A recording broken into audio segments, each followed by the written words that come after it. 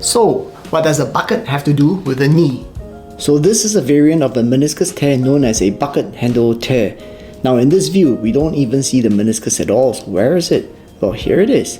And this is the reason why we call it a bucket handle tear.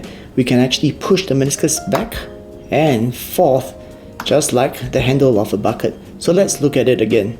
Back and forth. So fixing it is very simple conceptually. Imagine that this is the meniscus, it has torn and is displaced out of position. All we gotta do is to bring it back into the position and fix it at its periphery using sutures.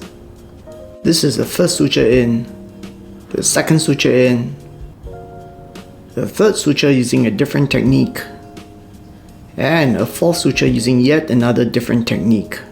And this is the end result. Beautiful, stable fixation. Now you've got an idea of how a bucket handle tear of the meniscus is fixed.